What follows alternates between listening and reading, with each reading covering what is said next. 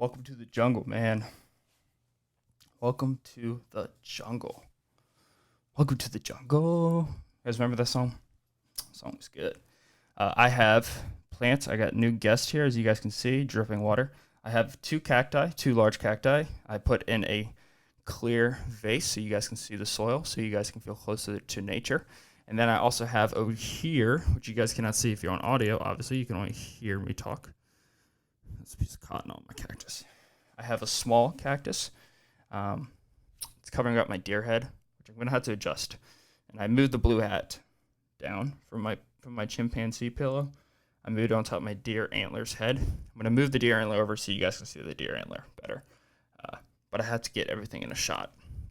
And then I covered up my doorknob to my closet with a Green Bay Packers football helmet. Back when football was good. I think I got that like 2004. And it has like a bunch of the players from the 2004 football team signatures on it.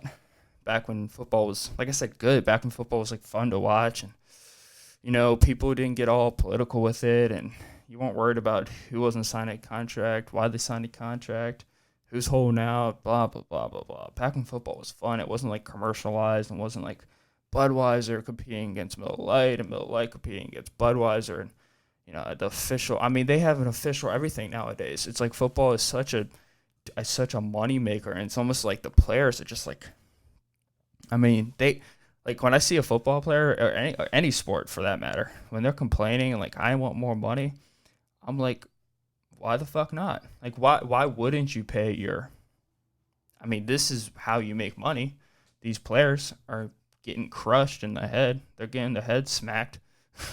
It's like, why wouldn't you pay your players? It's so stupid. Like, and I understand like these guys are making a lot of money. I mean, some of them are like not a lot. I'm gonna look that up right now. The average salary for an NFL football player. Average salary for NFL player. Can't be too much, man. $2.1 million. But Brady's salary still ranks below some of his peers. What? Yeah, dude, Tom Brady just signed a two more year contract with the Patriots, and then it like freed up space for the football team. That's a G right there. That is a G right there. I'm on Google right now, and there's like a black ribbon at the bottom. I want to know what that's for. Black ribbon is a symbol of remembrance of mourning. That was for the shootings. Man, these shootings are just out of control. They're everywhere. It's like, is it the gun? Is it the people? Is it the medication? What is it? And I don't want to get into it, but shit is sad, man. It makes me think. I remember just being a child.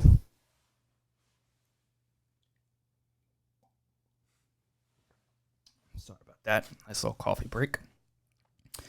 This morning, I went to go. So I woke up, and there was coffee. But it was coffee left over from whoever used it that morning. So it wasn't cold coffee. But I didn't want to dump it out. I still wanted to keep it. And then I wanted another cup of coffee. And I'm not too weird with that. Like, I threw it in the microwave for like a minute and a half. And then I just started drinking it. And then I put nothing in it. So it was just black coffee that was hot, cold, warm, and then hot. Because I put it in for like 30 more seconds. So like a minute and a half and then 30 seconds. And then I went upstairs to brush my teeth. I went upstairs to brush my teeth because I sipped on it a little bit when it was cold, but I had to get ready for the day. I had to go to the gym, so I had to brush my teeth. And I went up there to brush my teeth. I came back down, and then I had fresh, clean teeth, and then I went ahead, proceeded to put black, semi-cold, semi-warm coffee in my mouth. I'm telling you, that was the worst experience I've ever had of flavors in my mouth. It was not delightful. It was pretty freaking nasty, man. Pretty nasty. I had this headband on. I went to Lululemon.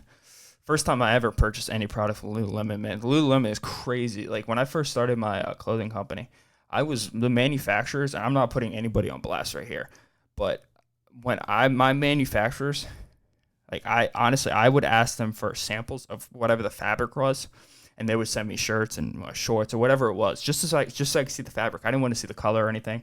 I just wanted the fabric and then color.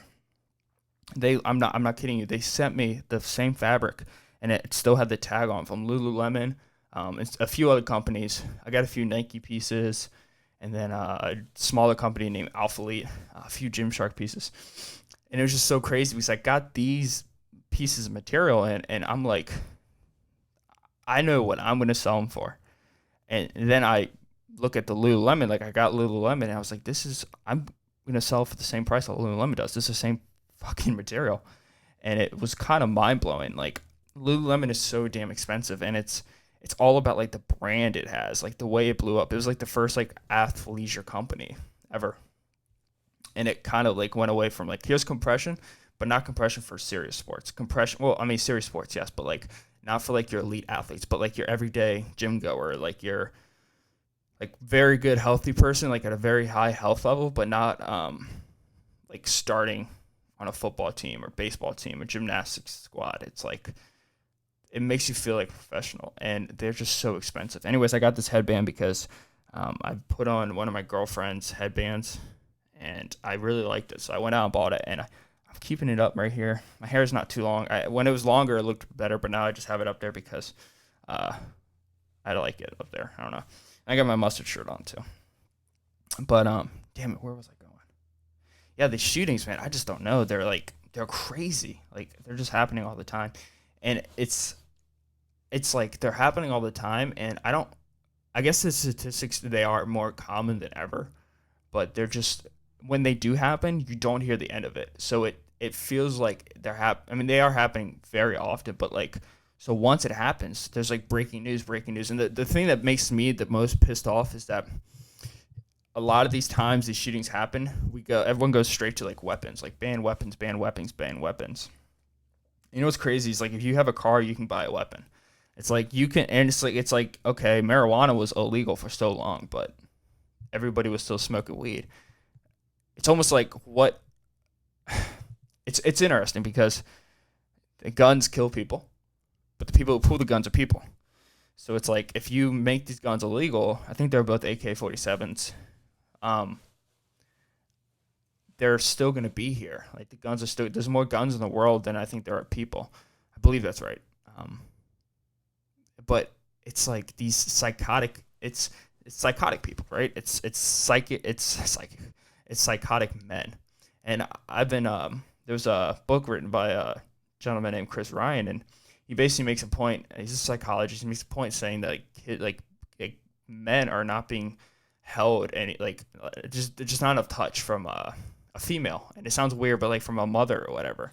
And I don't want to get too into it. I don't want people to get upset. Well, I mean, you can get upset, but it's interesting because all these shootings are from men. And it's like men are weird because men have the ability to create civilizations like they have, but they also have the ability to completely torment civilizations and tear civilizations down one piece by piece by piece, and at a great rate. And it's interesting. It's like the last cry out for help. Like, I couldn't imagine being in someone's brain before they go out and do that. And it's like, the issue is the mental state of these people, and I think that's the thing that's a missing link. Like, you never hear about mental illness. The only thing you ever hear about mental illness is the end of it when someone kills themselves. It's like, I don't know. It's a blame game, and as we're playing the blame game, people are still getting killed. So it's like, when is that blame game going to end, and we're going to buckle down and hopefully put more positive energy out in the air and help these kids who do this before they do it, instead of saying, I don't like that person, I don't trust that person. Figuring out as a way to give that person what they need so it decreases the chance of it to happen. But at the same time, it's not going to ever not happen. It's always going to happen, but you don't want it to happen as much as it does happen. And it's so public, and it's just everywhere on Twitter, and it's, once it happens, we go after certain people, and then we go after the NRA, and we go after the guns. It's like, meanwhile, there's people who, as we're going after this, within the 10 minutes, there's already hundreds of transactions of guns on the streets, black marketed, that aren't tracked, that don't have serial codes on it. It's crazy. I watched this documentary, I think it was in Argentina or Venezuela, of these people up in these jungles and in these mountains, and they literally just they make guns. Like they create guns out of nothing. And then they take legal guns, they wipe off the serial code, the serial label, and then they just distribute it back up to the United States or North America, South America, whatever country. And it's like, god damn, man, shit is everywhere. These guns are everywhere. You could buy one. It's so easy. Oh my god. I don't know, but it sucks because I remember being a child and I would go to like festivals and I would go to circuses and I would go to anything where, and I've always had a fear, like disability. I have a fear of crowds. Like I don't like having a lot of people around me because I don't like the idea that I can't control this large mass of human beings. I don't like that. That scares the shit out of me, and it always has. And I don't know where it comes from. I think it might come from my dad, and he was a cop, and he didn't like crowds. I always got to have a wall behind me. Like if I go to a hotel room, I always like to stay in the bed closest to the wall. So if a person comes in, I can hide against the wall and hopefully take them down or, protect the people in the room. At a restaurant, I'm always the one closest to the door. I want to be in control of the situation before a situation happens. And I've always been like that. And I'm like that now. Like, I don't, like, if I'm driving on the road and it's late at night, and it's like a one-way road, and like one lane, a one-lane road, I won't drive in between the yellow and white lines. I'll drive right in the middle of the yellow lane. And until I see headlights or I see a car in front of me, I'll get over. Because I don't like, if a deer pops out, I want to be able to get the fuck out of Dodge. Like if you're driving, and don't listen to me. Don't go out and do this. If you're driving and it's late at night, you can't see deer. You're in the yellow lane and the white lane, and you're going. A deer pops out. You don't have many options besides the left. Right would be either a cliff or a guardrail or whatever, the woods or whatever. Nothing good. Or you keep driving and hit the deer. But it's like if you're in the middle, if your wheels, left side of your car is on the left lane, right side of the car is on the right lane, you're driving in the middle of the yellow lane. If a deer pops out, you have more room to maneuver. Like on the highway, I don't like being in the middle lane. I don't like being in the fast lane per se. I like being in the slow lane. But the same thing with crowds. I don't like a lot of crowds. And I remember just being a child and just being scared of going to like festivals and circuses and concerts. Like concerts are the worst because it's so loud and people get in like a trance. Like if you go to a good concert, like I just went to Joe Rogan's stand up, which, I actually wasn't too scared. And I think I wasn't scared because I saw the people that were there and I just felt safe. I felt safe. Like, I don't know. I felt like I knew these people. Like I knew these people because they watched Joe Rogan. I watched Joe Rogan, and it kind of like was like a collective feel of like, I understand you, man. I get it. You got your girlfriend here. You got a family to go home to. You got a kid. But like sometimes you go to these festivals and these carnivals and these like state fairs, county fairs, and you just don't know, man. It's terrifying. And I'm sure there's a few people that have a weapon on them, and you just can't. It sucks because growing up, you would just go to these things and you'd be a little scared, but you would have fun. You wouldn't expect it. But now it's happening so much, or it's publicized more. And, within the past week, there's been like 3, like the Garlic Festival, Dayton, and El Paso. And it's like in malls, like I don't like malls. Like my local mall, there's been shootings there before. And I don't like crowds where I don't have control and I don't think I know the people. And I don't know. I mean, that's a depressing topic, so we probably shouldn't get on there. But RIP to those people. And we have a serious issue, and it's not just guns. And that's, you can say what you want, but that's a fact, man. I mean, if we want to talk just mental health, suicide rates, anxiety, depression, I don't care if you think, oh, well, you know what, you could get through your anxiety. Well, blah, blah, blah. Well, okay, that's fine and all until somebody you love gets diagnosed with it and they have panic attacks all the time. Then you're going to feel like it's an issue. So, I mean, how long are you going to place blame on other people? And how long are you going to act like shit's not a fucking issue when people are dying and people are getting killed? And guns have been around since forever. Forever.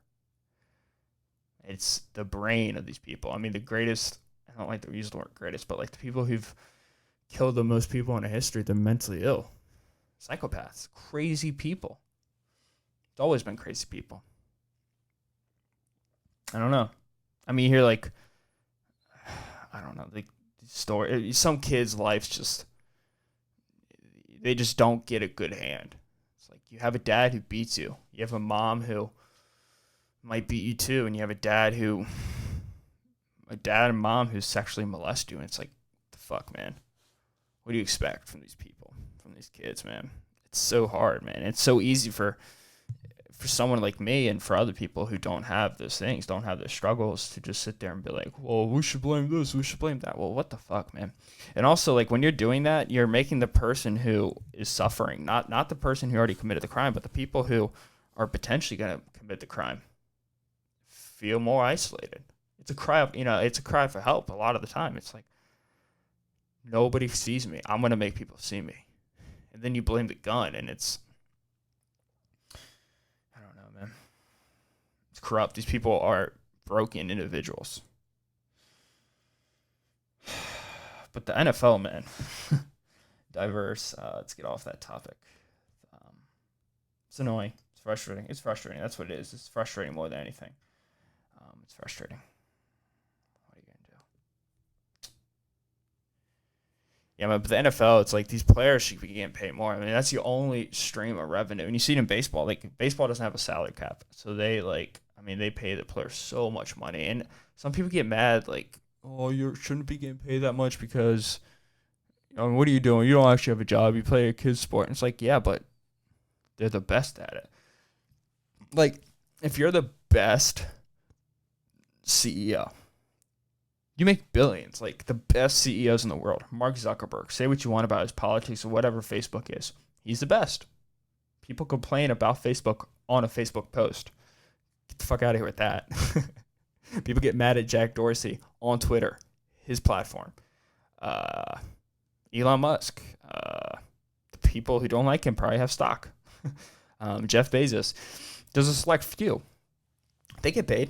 They get paid billions. They're all worth billions. So all those guys I just said probably have a collective net worth around $300 billion.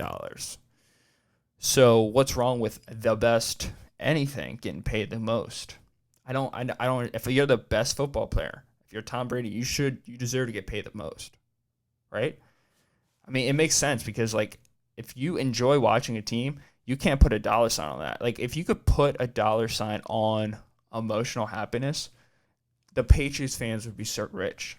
And it's like, that should be rewarded for the player who's making everybody so happy, right? Tom Brady, I don't know. It's like, people always get mad at, like, athletes who get paid a lot of money. And it's like, well, first of all, you're sending them. Like, the reason they're getting paid is because you're watching the game, you're buying the merchandise, you're buying the jerseys, you're supporting them. So it's like very hypocritical to, like, get angry. But I also get it. Like, I get it in the sense that from the other side, it's like, you're getting paid so much money. Meanwhile, there's people who can't even get a job, hold down a job at McDonald's. I get it, man. I get it. But at the same time, if you're the best at whatever you do, you deserve to get the highest kickback. I mean, it just makes sense. Like, the best CEOs, like I said, get paid the most. The best, military people probably get the best kickback. And it's like the best politicians make it to the top. And it's like, the best actors get the best movie roles. They choose their movie roles, The most intelligent people get to basically choose where they want to be a professor at or where they want to do research at. And it's like, that's just the way the cookie crumbles. And it should be that way in sports too, right? It should be that way. But the NFL, man, just nowadays is so weird. Like, there's always just what does that say?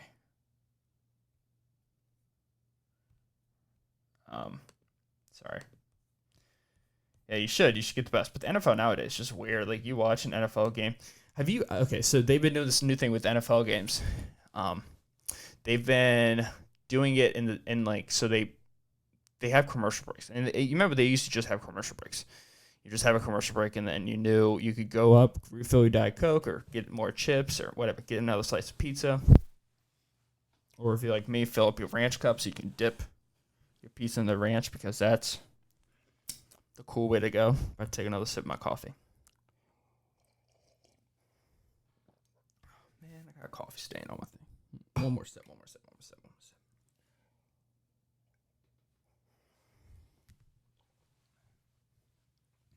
You used to be able to go resupply on your snacks because you knew the commercials. You knew, like, the quarters would be a longer commercial, and then halftime would be the longest, because halftime was when God, do you remember that?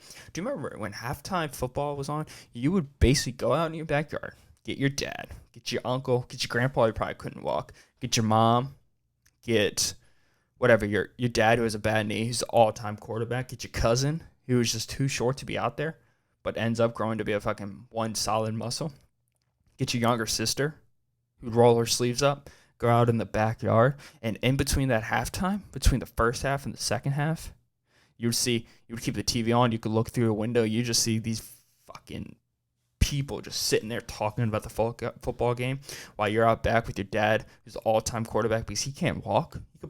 He can't run. He could barely walk. Just had an ACL done. I'm talking about my family, but I'm sure you guys can relate. And you go out there and you have a 4-quarter football game, 2-minute quarters, no offensive line. It was just flea flickers all day. No running back. If you ran the ball, oh my God. You remember being a kid, and if someone was a running back, if you were a running back in backyard football, dude, you were a piece of shit, man. You were a piece of shit. You didn't do that. There was no running back, because when you play family football, you play two-hand touch, but when you were playing with your friends, and you remember that? You remember the halftime, you'd come back in, and grandma would be in there finishing up dinner, because everyone just devoured the snacks. But dinner, man, it's dinner time. It's Sunday. You got to have dinner. She's over there cooking chili, and you come back just dripping in sweat. Just grass stains on your elbows are all scraped up, and your dad's over there huffing and puffing, looking for another beer. And your cousins are crying, and your sister's all angry with you because you fucking she was running across the middle, and you just kept on bapping the ball away from her. You remember that, man? Dude, that was crazy. You would go out there and play a full football game. You would dive in. I remember I used to tell my dad, and then you would go back in, and you would just sit down and watch the football game. Then everyone would eat dinner, then everyone would leave. But by the fourth quarter, when dinner time started, everyone was pissed off because it was Sunday evening, and you had to go back to school. Well, you couldn't even do school. I couldn't even do school, man. I was the worst. My ADHD was so bad in school. You were crazy if you thought I was going to be able to just have 8-minute football games during halftime and then 10 hours later sit there and learn about geometry and shapes and try to remember how to spell all the states in the United States. Are you kidding me? Why would I ever need to? I hate spelling. If you know what I'm trying to say, if you can hear me, if you can see it, and you can kind of read it, why the hell do you need to know how to spell? Like, what the hell is that? It's stupid, man. If you can pick it up enough, you're good. That's just me. That's just me, man. But, yeah, you remember if someone was a running back, man, and they ran that ball, that was basically, so you were playing with the guys, and you would, God, you remember the one guy growing up who had a girlfriend just way too early, and he would come over, and all of us are looking at her, because we're looking at her like, what is this? It's a girl? And I'm not trying to be sexist or anything, but you girls just didn't hang out with us yet. I mean, 9, 10, 11, 12, maybe 13, you had a girlfriend, someone had a girlfriend, but you did not have a girlfriend. Someone would come over with a girlfriend?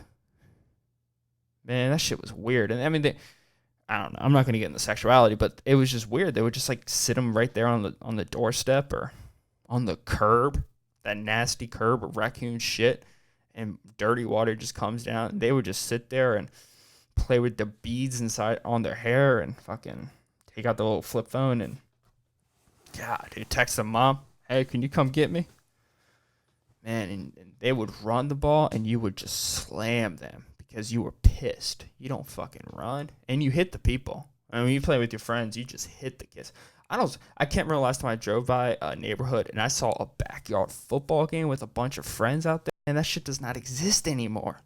See, that's the issue, man. That's the issue. You can't even touch people nowadays. You can't even hit people nowadays. So you go through middle school. I don't know. Maybe they do, but I haven't seen it. You go through middle school and you go through elementary school just hating the other person, but you can't touch them, man, because that's completely wrong. You can't do anything nowadays. But when you were playing football back in my day, if you didn't like somebody, you didn't have to tell them. You didn't have to punch them. You could just play backyard football and just rock them. And then you feel like you got your end of the stick, and they don't realize, but they're just knocked out and passed out, hopefully alive, probably alive, definitely not dead, because you were 4'8". You weren't hurting anything. Man, dude, backyard football, we used to play that shit all the time, dude. All the time. With broken hands, broken feet. Some dude would be all paralyzed for a few seconds and get up and just act like nothing happened. That someone's mom would come outside and start yelling at us, "Don't hit Tommy so hard. You're hitting them too hard." And you'd be like, "What the fuck? Tommy, what's your mom doing here?" And then Tommy would be like, I don't know, man. But Jesus Christ, man. That was God, backyard football was the best, dude. And you would just feel so itchy afterwards because you just had grass stains on you and dirt was falling out of your ear holes and your nose holes. You were blowing out freaking ants for the next week. God, but I remember I used to tell my dad, like, I would just wake up in the morning. It would be like 7 o'clock in the morning because I used to wake up really early because I wanted to be like my dad, and he would wake up early. So I woke up early. It'd be like 7 o'clock, and by 8 o'clock, I was like, "Dad, we got back to play catch," and then you'd play 30 minutes of catch, and the shit was getting boring after a while. You know, you do everything. You throw pop flies, you throw it right to your chest as hard as you could, but then you would say, "Dad, I'm going to run horizontally across you, and you're going to throw it where I have to just dive." And then for the next 30 minutes, you would just be diving head first, no pads on, just slamming your head in the fucking earth all day, just slamming your head into the crust of the planet all day. 30 minutes or an hour, and you sometimes you'd be slow to get up, and your dad was like, "Hey, Mike, you good? You all good?" And I'll be like, nope, I'm gonna try to do one-handed catches now. Jesus Christ, man. And then your mom would start being worried, and she would open the sliding door, and your dog would just come flying out because she has a migraine because the dog's just been barking for the last hour while you're out there just throwing your body on the crust of the earth, just slamming your head. And you didn't catch many because by the time when you hit the ground, you realize, shit, man, earth is hard. And the ball would just come popping out. Dude, those are the days, man. You go back inside, your dad would make you a quesadilla. Quesadilla. Man. And your sister would be like, Can I play? You'd be like, Nope. You want to dive? No. And then when you did let her play, dude, she wasn't catching shit. You didn't let her catch it. You can't let your sister catch a ball. What, confidence? Not at that age, man. Man, dude. God, but yeah, football's just gotten weird lately, man. But those are the days, man. That was back when football was just so much fun, dude. You would just do crazy shit. And then every once in a while you could never play backyard baseball, but you would try to. But you would always break a fucking window. I remember one time, my buddy was at my house, and I got to have him on the podcast. And we're out there. I forget what we're doing, but we decided to play golf. And there's no golf course around our house besides for private members. And we were not a private member. I've never played golf. I've gone fishing on golf courses and got kicked out and got the cops called on me. And it's like the middle of winter. I remember we used to go to this golf course locally, and in the middle of winter, nobody was out there. And me and my buddies would go out there to go fishing, like right after school got let out, and somebody would call the cops on us. Are you kidding me? We're fishing. Do you own these fish? Who's golfing? You can't. The ball is white. You can't even see the ball. There's snow all over the golf course.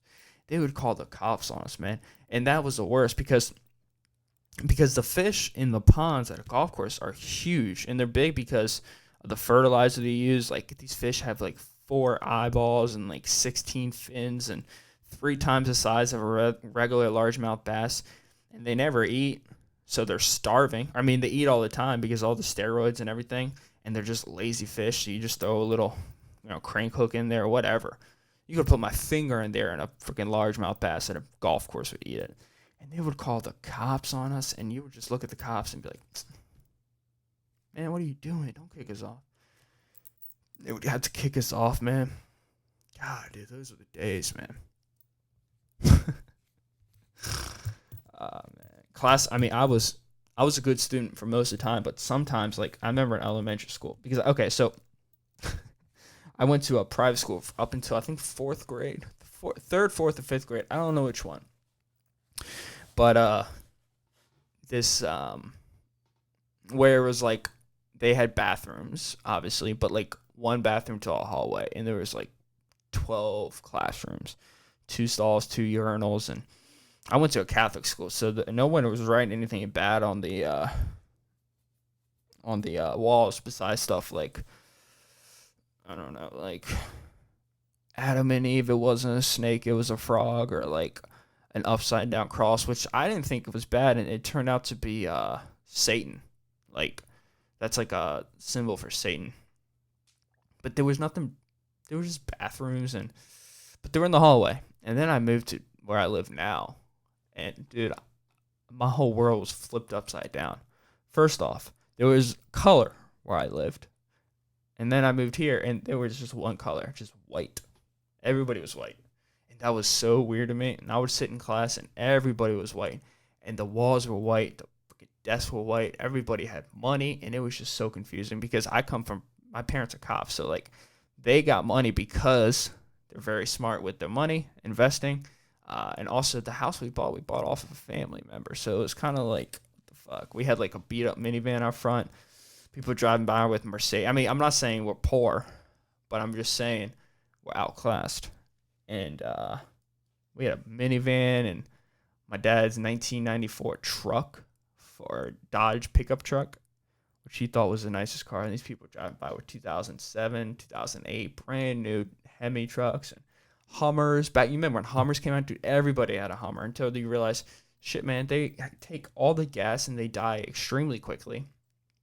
But yeah, man, I remember I would sit in this classroom and I would I would always start in the back. And I started in the back because I knew I would have to come up to the front. like I didn't want to just punish myself by sitting in the front immediately, but I knew I would end up in the front because I would always get in trouble and I have to come up to the front.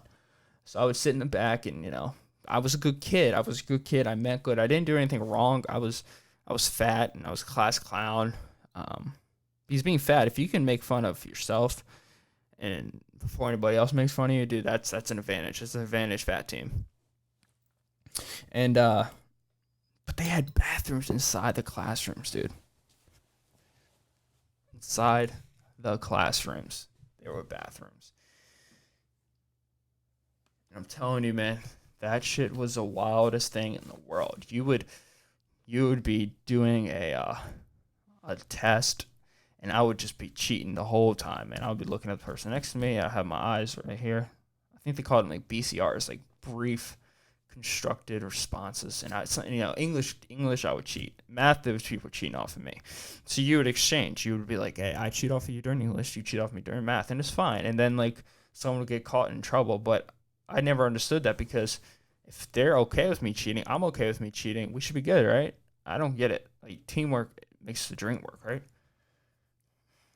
And I'm serious. That's how I felt. Like, I really did. And I wasn't like being a dick. I really felt that way. I gotta tell you. But the issue with that, man. Since the bathroom was in there and it was unisex, they didn't have guys and girls. And at this age, dude, I mean, everyone looks the same. Fucking 4th grade, 5th grade. And everybody looked the same. If you thought you were pretty in elementary school, you have something coming for you. You weren't. Nobody was pretty. Everyone looked the same, man. Everybody's wearing the same sneakers. Everybody's wearing the same size clothing. Everybody. It's crazy. Just fucking couple little alien kids. That's all we were, like little fucking aliens with the goddamn opposable thumbs. But if somebody would go in the bathroom, like if I had to go number 2 or someone had to go number 2, you had to do it in there, which you wanted to go out. But if you went out, everyone knows you were pooping, and the teacher wouldn't let you out unless there was somebody in the bathroom, and that's when you could go take a shit without everyone knowing.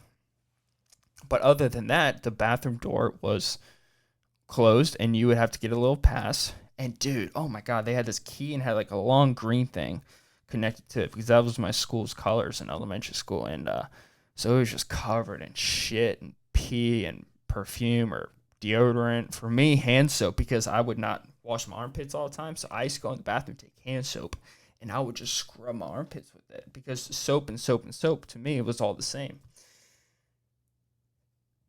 And it would just dry out my armpits, so I would come home just bleeding in my armpits. But yeah, so I guess I cleaned it. And I don't wash my hands when I use the restroom all the time. Like I do if I go to number 2, but like for peeing, I don't always wash my hands because like I don't know. I know for girls it's different because you're wiping. But for guys, man, first of all, you don't always hold your dick when you pee. Some people think you do, but you don't. You know, you can let it just hang and pee. Like it's not hard. And on top of that, like you should be clean, right? So I don't understand what I mean. Now if you're touching the handle, that's a different story. But if anything, you should be cleaning your shirt because sometimes you pee and it bounces up and hits you in the shirt. But I don't always wash my hands. But you would tell, if you feel guilty when people would walk out of the bathroom and it smelled like shit. The whole classroom smelled like shit. And then it was disadvantage for all of us. How can you focus when someone just blew up the toilet? That was a real issue in school, man. People would poop and the door would be shut behind them. You could hear the fan. I know for me, I had God, to this day, I'm the worst peer. I get so nervous when I pee. I don't know what it is, but I hate when another person is in the bathroom peeing. I can't pee. I just can't do it. And I feel like a fucking idiot, but I just can't do it. So I got to turn on the water. My mom used to, when I was really young, my mom used to stand outside of the bathroom door and just say things like waterfall and like lemonade, and I would start peeing. But I would have to turn on the faucet. I would have to turn on, especially when I'm shitting, I would have to have the faucet and the fan on. But when I'm peeing, I could just use the fucking faucet. But man, not everyone would do that. So you could hear it when people were shitting. You could hear the squeeze, and then you could hear the hitting the water. Or sometimes if someone was just blasting diarrhea, you could hear that shit too. And it was just it was chaos, man. It was absolute chaos. Like the toilet like the place where you excrete your waste should never be that close to the place where you're trying to retain knowledge, man. I mean, you hear that shit and then you smell that shit, that knowledge is going out, man. You can't retain knowledge in those type of circumstances. But I was always getting kicked out of class. I was getting kicked out of class for just the strangest things. Like I wouldn't stop talking, especially math, because with math, I was so good at it. Like I had really bad OCD and like ADHD, and I was just a chaotic kid. Like I was doing math all day. So I would go to class. I mean, I was adding up times, like on a clock, I would add up a time, or like let me look for example. So right now it's 12:06. I would try to make all those numbers relate somehow. So I would do 12 minus 6 equals 6, 6 plus 0 equals 6, 6 plus 6 equals 12, 6 plus 6 equals 12, 12 minus 6 equals 6, 12 minus 6 equals 6. But I would always do equals 2, sorry. And I was always doing math, and I was always putting like letters in order. Like if you just take any word like this right here on my human's head, like the region of the moral statements: EHT, EGINOR, FOEHT, ALMOR, EEIMN, sentiments. And so I was always like, and I still do it to this day, I would take letters, put them in alphabetical order. I would take numbers, add them, subtract them, divide, multiply, whatever. I was doing percentages with my dad for the longest time. So I would just get so bored in math class, man. And then in English class, you think I wouldn't be bored because I had something to learn. Drinking my coffee real quick. Last swig, ready?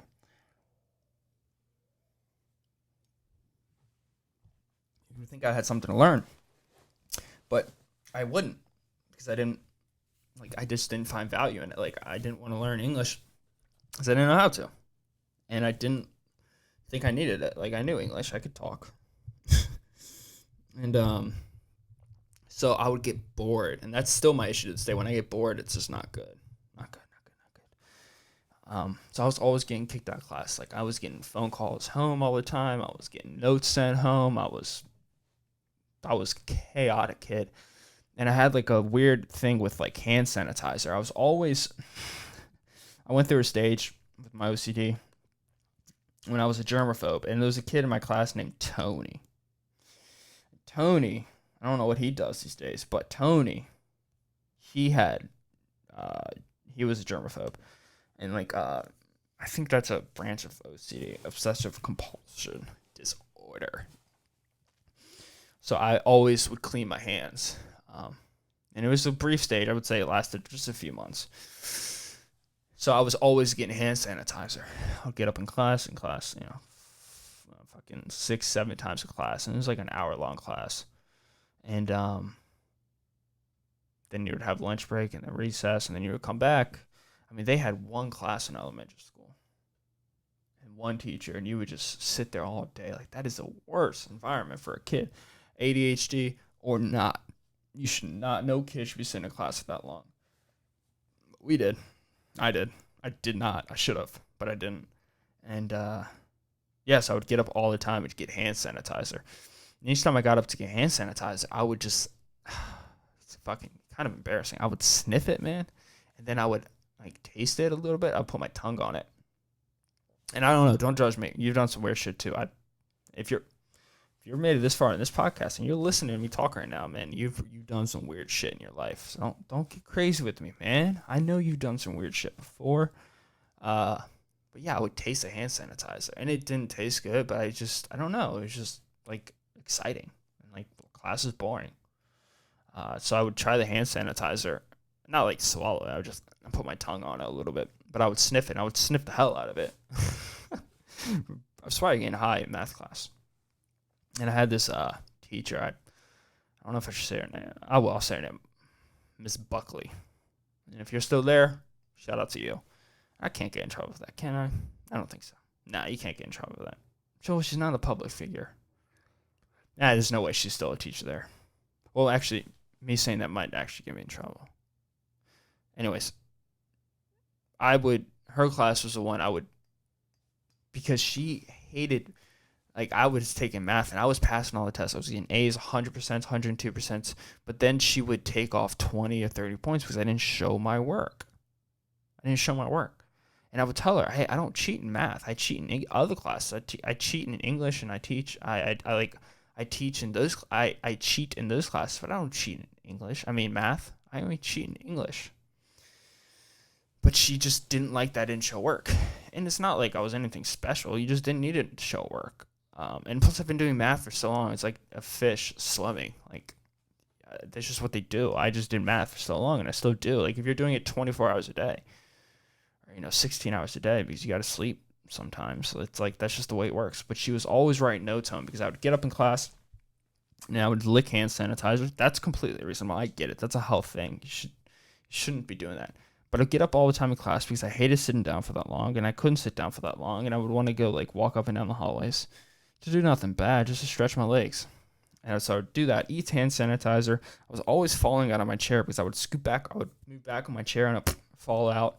I broke a few chairs. I was always like had pencils, and like there was a cubby underneath your desk, and then you had the desk, then you had a cubby, and I was taking pencils, and I was always like hitting them back and forth. I was taking like hornets, which are like a piece of paper folded in like a triangle, and I was shooting it at people. What else was I doing? Oh, I was taking pencils and like flipping them up in the air. I was making noises like, yeah, and I was just always like disrupting the class, and she was always sending notes home and kicking me out of class, and I didn't spend a lot of time in class, but I definitely got kicked out of class all the time. I was definitely getting kicked out of class all the time, but I don't know. And my parents weren't mad about it, because I mean they were mad at it the first few times, but then they realized, man, he's doing well. But she always, I don't know, I didn't like that she didn't think I was smart enough to do it, to be able to not show my work. You don't have to show your work at that age. I don't know. So this past weekend, this is what I want to talk about. I went to IKEA, man. I went to IKEA, and I'm sure you guys go to IKEA. I mean, half my house is IKEA. I'm looking at 4 pieces, like this thing right here. This black shelf, IKEA. The black shelf in front of me, IKEA. I mean, IKEA's everywhere. I No, I didn't. I bought those at Homestead Gardens. Yeah, I bought those at Homestead Gardens. But I bet these glasses are probably from IKEA. But you go to IKEA, man. IKEA is just, what is it, man? Like, what is it? It's just chaos, dude. It's absolute chaos. So, this is the first time I've been to IKEA where I can like remember it distinctly. I remember being a kid and going to IKEA and just getting lost with my mom, dude. You put my mom and I in IKEA, we ain't getting out. We're getting lost. We got lost. We definitely got lost. So I always had like this aversion to going to IKEA. But my girlfriend, she really wanted to go to get like ideas, and she's going back to college and she wants to get ideas for her room. And I totally get, and I want to go to IKEA.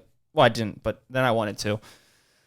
Just to look at the stuff, but more or less look at the people. And that's when it gets crazy. Dude, the people that go to IKEA, unique people. So you got to think about it. You're going to IKEA for a few reasons. You're newly married. You just bought a house. You're looking to fill it up with furniture because that's what you got to do. Or you're going to college. Or, I don't know. You're recently divorced and you just got remarried. There's many reasons to go to IKEA, but the two main ones are you just got married and you're a newlywed couple, and then you're going to college. So you add those two demographics in one area, and you go in there, and it's like I felt like I was like we were all pieces to each section of the store. So you had like the showroom, which you couldn't buy anything except for like little pieces. Then you had the marketplace. You had a cafeteria with food and all the books in there. The books weren't for sale, but all the books were like showcased. It was so funny because everything was in Swedish too, or Dutch. It's a Swedish company. And so everything was like in Dutch. So you couldn't read anything. My dog's barking. Hopefully you guys don't hear, but you probably can. But you just feel like you're on, I felt like I was on a conveyor belt. And each one of these different, so the showcase room, and then it broken down by living room, bedroom, and it keeps on going. Kids room, bathroom, whatever, closet space, tables, marketplace, which is where you would go and buy like all the stuff that you saw on the showroom, and then the furniture room, which is like a huge warehouse. And I felt like we were at the end when you left, you were a Ford truck that was made, but like each section was like a different part of the truck, like the doors, the windshield, the engine, and then you walked in and you started with like the most basic part of the car, and then by the time you left, you were a brand new 2024 Dodge pickup truck, and you left. But like I felt like we were all like the pieces that got built into like the main part, and then you connect it, and it was just so weird. Like it's impossible to go to IKEA and not walk out with something. Like it's impossible, because in order to get to the checkout, unless you just walk in and you can't. Nothing's there. You can't buy anything until you go up to the escalator. And then you're in the showroom. You're not going to go down the escalator, because to go down the escalator, it's on the other side. But you just, even like the path has arrows to go. And it was just so crazy, man. It was like, because there was arguments from these newlywed couples. Like, you just got married. Cool, fun. But now you're on your own. And you probably don't know what people like. Like, you probably don't know what furniture your wife or your husband likes. You probably are not too sure. But you know what you like. But you probably don't have the communication skills to translate what you like to them without pissing them off too. Because sometimes you would see like a husband or a wife just like be like, "This is what I like. This is what I like," and there would be no compromises. So you just see like arguments. I swear I saw a few couples just beating the shit out of each other. And then you would see the college kids like, "Mom, I want this, I want that," and the mom and dad would be like, "I don't know, honey. I don't know if they'll look good in your dorm room." Meanwhile, the kid's like, "Fuck the dorm room, man. I'm just going to party. I'm not even going to go to school. Just buy me this because I want this now." And then you would get the crazy people that would go in there with their kids, man. Their kids at IKEA is a disaster. Because it's a minimum. I'm talking you get in, get your shit, you get the fuck out of there. An hour, 2 hours is normal. 2.5, 3 hours probably max. Probably 4 hours is max, but an hour just to walk through the place. Because you gotta watch for the speed bumps, which are the little kids just crying on the floor.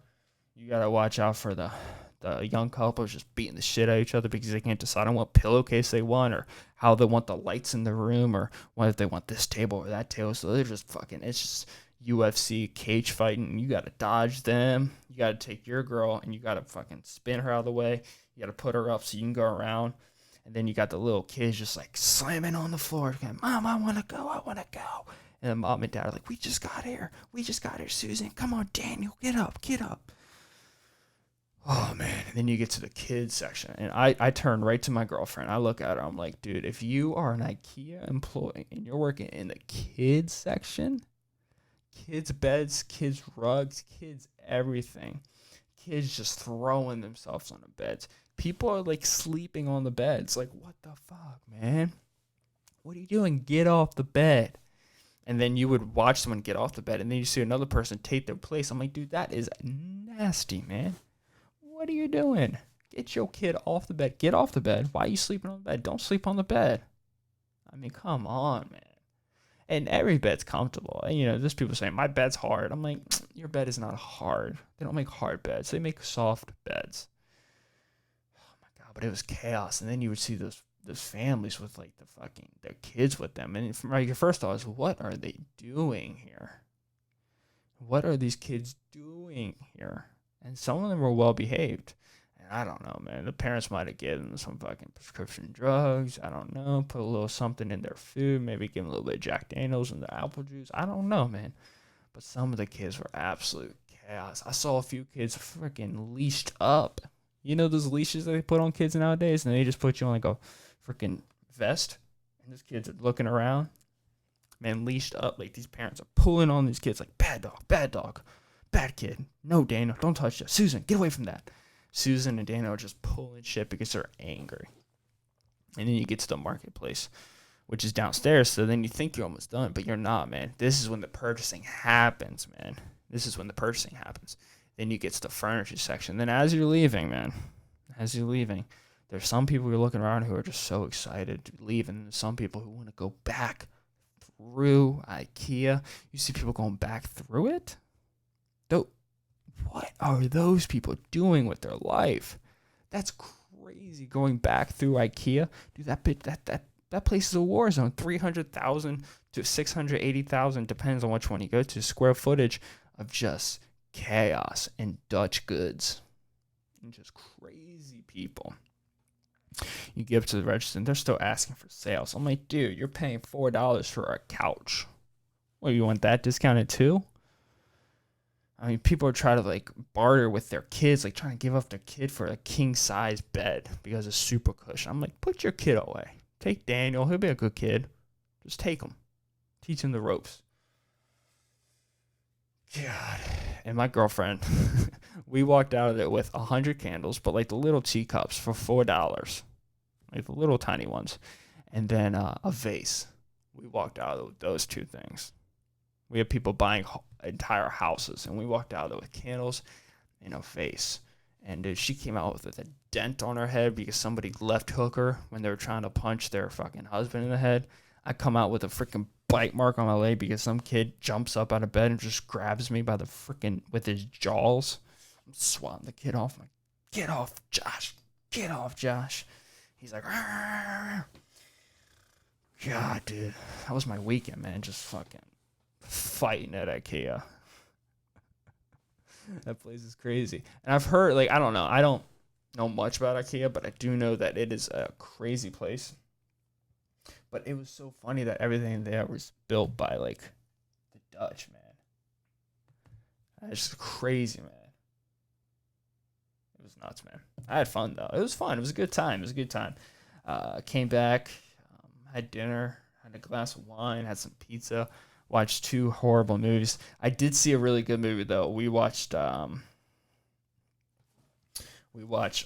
She fell asleep. Dallas Boys Club, which is with Matthew McConaughey, and it's about the boys clubs that during the HIV breakouts. I think during the '80s, late '80s especially, and it was sad. HIV and AIDS was a serious thing, and the movie was so good. Matthew McConaughey was so good. More than anything, I liked the movie because I appreciated the acting, like the effort that went into it. Like Matthew McConaughey lost like 40 pounds for the movie. He got down to like, I think he said like he lost like 30 pounds. He got down to like a buck 40. I mean, he was skinny as hell. This is why he's one of the greatest ever. And there's actors who do that, man. Actresses who do that. That is just nuts, man. That's crazy. It's madness. Like, and like, I don't know. Yeah, like, of course, in the Hollywood, there's drug uses everywhere, whether it be prescription, whether it be anabolics, whether it be even prescribed anabolics, whether it be recreational drugs. I mean, they're artists, and artists are correlated with drug use. I mean, that's just the truth. But you watch them do that, like Matthew McConaughey loses all that weight, like Chris Pratt puts on all that muscle, and it's like steroids. Fine, cool, we get it, but that's fine. Who gives a fuck? If someone writes you a $20 million check, you're gonna take whatever it takes to make that money. That's why I don't get all weird and, oh, they shouldn't be doing that. Like when baseball players or baseball players, not basketball players, but like football players get in trouble for steroids. I'm like, of course, man. Of course they're doing the freaking anabolics. Why wouldn't you? My thing is, why isn't everybody doing it? Why don't they just make it legal? And I get it, like, I don't know.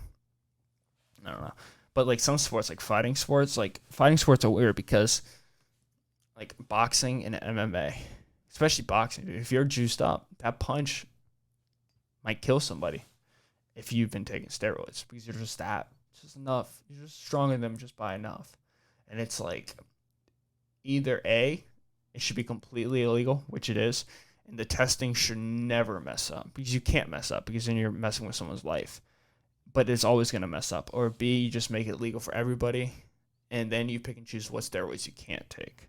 But then they might start taking their steroids too, man. But anyways, this movie, The Dallas Boys Club, it's a great movie.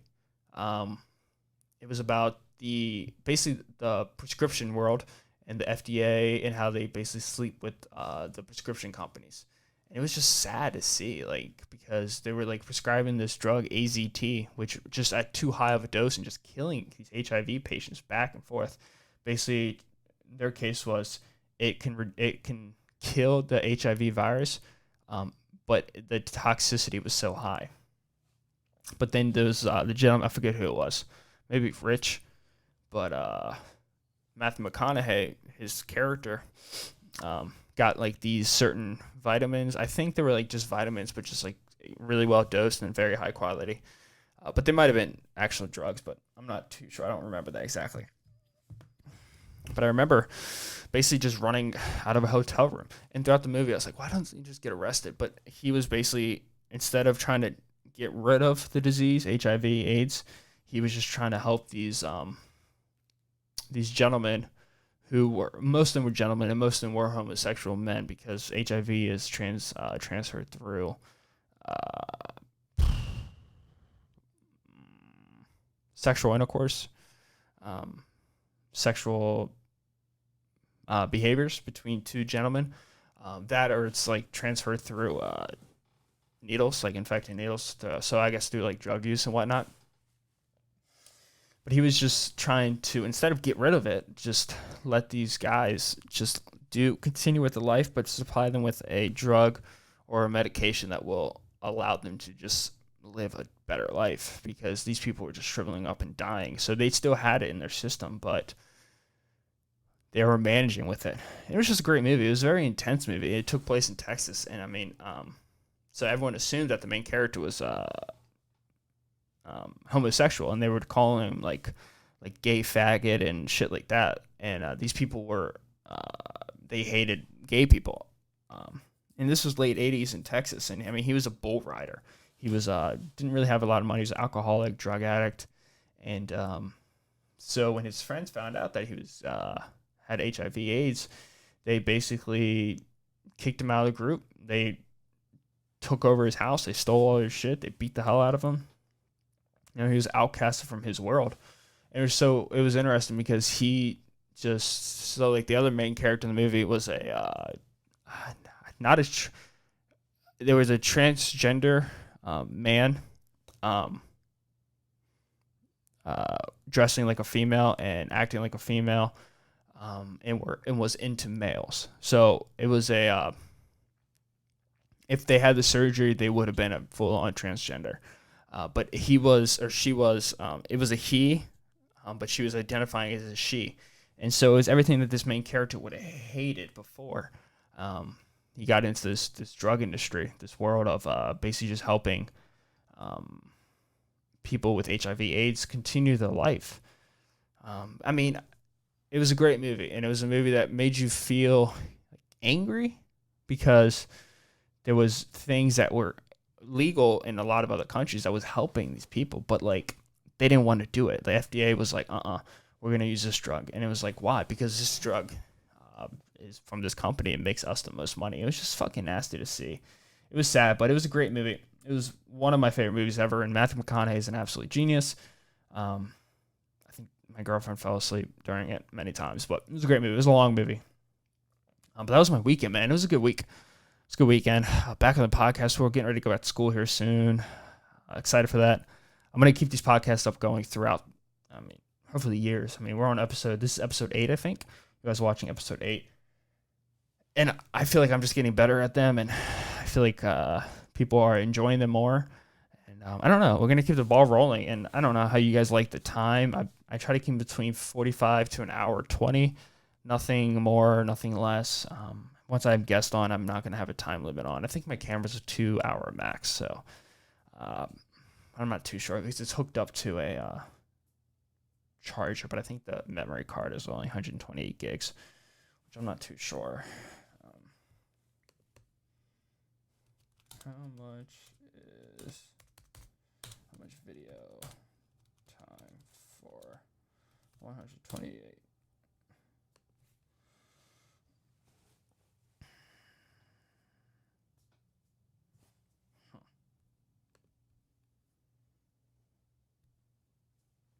Says 1080p. Let me look it up. I think I have 24 megabytes per second, maybe.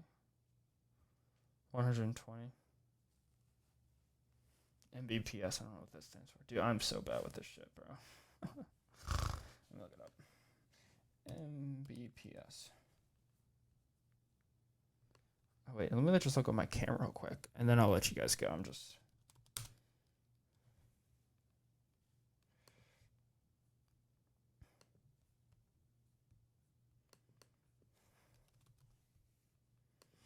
There it is. There it is, right there. Look it up. Details. 4K, 1080p. Sensor, MP, MPEG, memory stick. Mbps. Mbps. I can't find it. I can't find it. I can't find it. I can't find it. I can't find it.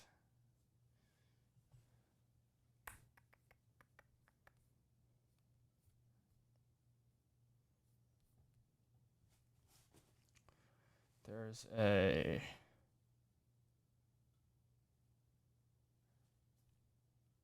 MP. I don't know.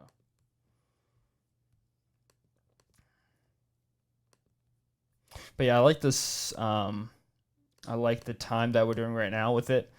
But when I have guests on, I'm probably going to go longer just because I think that's just makes more sense. Well, it depends. I'm not going to like force it just to go longer, but I will make it go longer just because I want to really listen to what people have to say, which I think is something that's really important. I think it's really cool to just listen to people talk. I think that's 18.9 megapixels. Is that what it is? It doesn't matter. Whatever. Probably 2 hours, or who cares? Who cares? You guys don't care about that. But I'm going to go ahead and end this video now, guys. Hopefully you guys enjoyed it. This episode, like, comment, please share with a friend or family member or anybody you might possibly know who might enjoy it too. But yeah, I got nothing else to say. So with that being said, guys, have a blessed week. Leave it a rating, like, subscribe, comment, share with a friend, share with a family member. Keep on supporting. SilenceFitness.com is my website for clothing. If you guys want anything from there, I will get that up and going once I'm financially stable, once I get back to school, once I get the personal training thing done. Just a lot going on. Thank you guys so much, and have yourself a beautiful week.